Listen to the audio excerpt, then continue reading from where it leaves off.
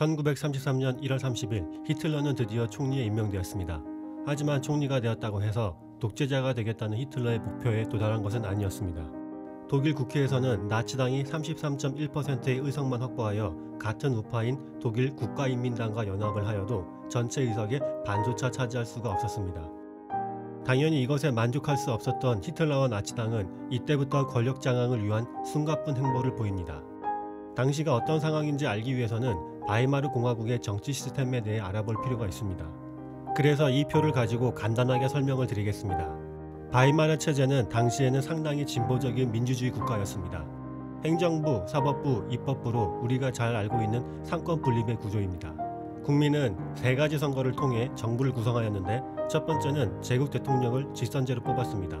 현재 한국의 대통령 선거제와 같다고 생각하시면 됩니다. 두 번째는 제국의회, 즉 국회의원을 뽑았습니다. 독일 의회 선거 시스템은 한국과는 다르게 과거에도 현재에도 정당 투표 제도로 각 정당들이 정당 득표율에 따라 국회 의석을 나누어 갖는 구조입니다. 한국은 지역구 당선자들이 대부분이고 비례대표가 적은데 간단히 우리랑 정반대라고 생각하시면 편합니다. 셋째는 주정부 선거입니다. 주정부 의회 선거는 제국의회와 마찬가지로 정당 투표제를 실시하고 다수당이 주정부를 구성하는 형태입니다. 제국 대통령의 핵심 권한은 총리와 내각의 임명권과 해임권, 군 통수권, 그리고 의회 해산권입니다. 임명된 총리와 내각은 정책에 따라 법률안을 만들어 제출하면 제국의회에서 심사와 투표로 입법을 진행합니다. 제국 상원은 투표로 정해지는 것이 아니라 주정부에서 인구 비율에 따라 파견된 대표자들입니다. 상원은 법안을 심사해서 문제가 있을 경우 법안에 이의를 제기할 수 있습니다. 주정부들에게도 일정한 참여권을 주는 것이라고 생각하시면 됩니다. 이렇게 법안이 통과되어 입법이 되면 그 법을 사법부가 실행하는 구조입니다. 당시의 문제가 제국의회에서 과반 이상의 의석을 가진 정당이 없다는 것입니다. 독일에서는 의회 선거에서 지금 현재까지도 정상적인 선거에서는 어느 정당도 과반 득표율을 기록한 정당이 없었습니다.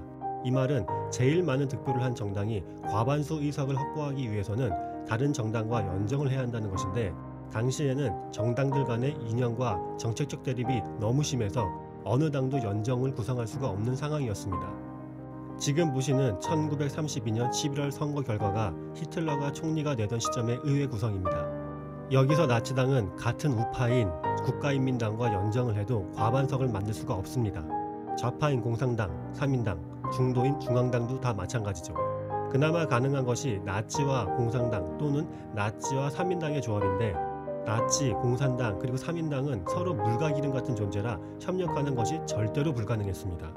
이렇게 되면 대통령 입장에서는 정부 구성이 불가능하기 때문에 의회를 해산하고 다시 선거를 치르게 해야 하는 것입니다.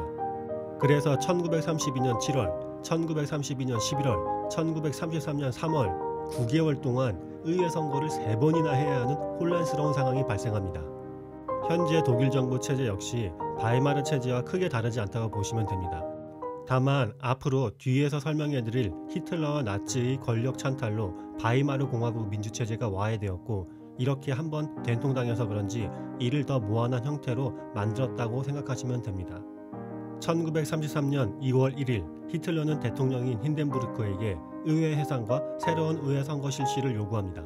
히틀러가 이러한 요구를 한 이유는 두 가지인데 하나는 새로운 의회 선거를 통해 나치당이 의회에서 과반수 이상의 의석을 확보할 기회가 생기는 것이고 두 번째는 의회가 해산되면 대통령과 총리가 의회 없이 새로운 법을 입법할 수 있기 때문입니다. 즉 의회가 반대할 것 같은 법들도 마음껏 만들고 입법시킬 수 있다는 것입니다. 1933년 2월 4일 힌덴부르크 대통령은 민권을 제한하는 조치를 내리는데 핵심 내용은 언론의 자유와 집회의 자유를 제한하는 것이었습니다. 이렇게 하면 나치는 정부를 등에 업고 다른 정당들의 선거운동을 금지할 수 있고 언론 기사를 검열하는 등 언론을 장악할 수 있었습니다. 1933년 2월 22일 나치는 보조경찰부대를 창설합니다. 히틀러가 총리가 된과 동시에 내각에 유일하게 2명의 나치 당원들이 임명되었는데 그중 한 명이 프로이센 내무부 장관으로 임명된 헤르만 괴링입니다. 괴링은 1만 명의 보조경찰부대를 창설하는데 이 대부분의 인원들이 나치당의 돌격대와 친위대로 구성되었습니다. 보조경찰부대는 한마디로 공권력을 부여받은 나치당의 조직이었고 공권력과 폭력을 동원하여 나치 반대파를 탄압합니다. 심지어 괴링은 반대 세력에게 폭력뿐만 아니라 총격까지도 허용합니다. 1933년 2월 27일 제그구에 의사당 화재 사건이 발생합니다. 현재까지도 정확히 누구 또는 어떤 세력에 의해 화재 사건이 발생했는지는 불분명합니다.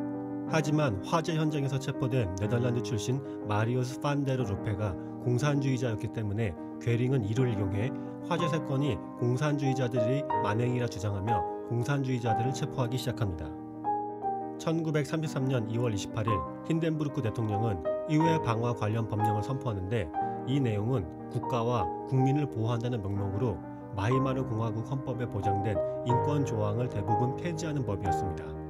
이제 나치는 자신들의 적들을 무제한적으로 탄압하고 체포할 수가 있었고 모든 언론사에서는 오직 히틀러만이 독일을 구원할 수 있는 구원자이며 나치당이야말로 독일의 전통 가치를 수호하는 정당이라는 선전으로 독일 국민들을 선동하기 시작합니다.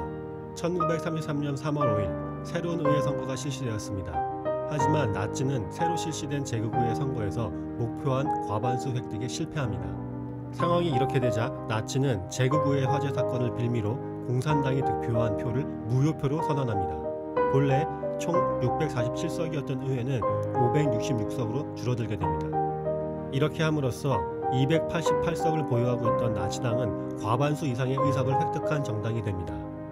하지만 히틀러는 독재체제를 굳히기 위해 의회라는 존재를 없앨 필요가 있었습니다. 그것도 강제가 아니라 의회 스스로가 스스로를 없애는 방식으로 말이죠. 그러기 위해서는 수권법이 필요했습니다. 수권법의 핵심 내용은 의회가 입법권을 행정부로 이양한다는 것으로 나치가 만든 법이 의회, 상원 및 대통령의 권한을 침범하는 것 외에는 헌법에 위반되어도 유효할 수 있다는 것이 골자입니다. 즉 헌법을 무시하고 어느 법이든 통과시킬 수 있는 것입니다. 이 수권법을 통과시키기 위해서는 의회에서 3분의 2 이상의 찬성표가 필요했는데 나치당만의 표로는 불가능했기 때문에 히틀러는 보수 우파와 가톨릭 개혁 정당을 회유하기 시작합니다. 일단 히틀러는 보수 우파 세력을 회유하기 위한 작업에 들어갑니다. 이 당시 보수 우파의 주요 세력은 프로이센의 군국주의 가치를 지닌 사람이 많았는데 히틀러는 1933년 3월 21일 포츠담 의회 개최를 통해 이들을 위한 쇼를 준비합니다. 히틀러는 성대한 포츠담 의회 개최 의식에서 단촐한 검정색 정장을 입고 소시민적인 겸손한 모습을 보이며 전쟁 영웅인 힌덴부르크 대통령에게 머리를 숙입니다. 그리고 히틀러는 프로이센의 영광스러운 과거를 강조하고 프로이센의 영광을 보호하겠다고 맹세합니다. 이러한 모습에 보수우파 사람들은 크게 감명을 받았고 포츠담 의회 개최는 독일 나치 세력과 보수 세력이 화해를 하고 협력하는 계기가 됩니다. 또한 가톨릭 계열의 중앙당과 바이에른 인민당을 수권법에 찬성하도록 설득하기 위해 가톨릭의 권리보장, 학교에서 종교 수업을 지속하는 것, 주정부의 존속보장, 제국 대통령의 모든 권리 보장 등 많은 약속을 해줍니다. 하지만 이러한 약속에도 중앙당과 바이에른 인민당의 모든 의원들이 수권법에 찬성하지 않자 반대하는 의원들에게 히틀러는 그의 진정한 모습을 보여줍니다. 히틀러는 나치를 비판하는 의원들을 가차없이 체포하고 협박합니다. 수권법에 찬성하지 않으면 의원 자신이나 의원의 가족에게 무슨 일이 생길 수 있다고 은근히 압박을 하고 의원들의 집 앞에 나치 돌격대나 친위대 인원이 서 있기도 했습니다. 그렇다면 독일 공산당과 사회민주당은 어떻게 했을까요? 히틀러는 이들은 설득하는 것이 불가능하다는 것을 알았기 때문에 아예 포츠담 의회에 참석을 하지 못하도록 방해 공작을 합니다. 이렇게 수권법은 3인당 소속 94명의 의원들을 제외한 모든 재석 의원의 찬성으로 통과되었습니다. 3인당만이 끝까지 저항하며 반대표를 던졌습니다. 당시 3인당 대표였던 오토 벨스는 이렇게 말했습니다. 자유와 생명을 우리에게서 빼앗을 수는 있지만 우리의 명예는 빼앗을 수 없다. 공산당의 81명의 의원들은 나치 돌격대가 의회 출입을 막고 있어 의회에 진입조차 할 수 없었습니다. 수권법을 통해 히틀러는 자신이 원하는 모든 법안들을 직접 통과시킬 수 있었고 심지어 제국 대통령의 재가도 필요가 없었습니다.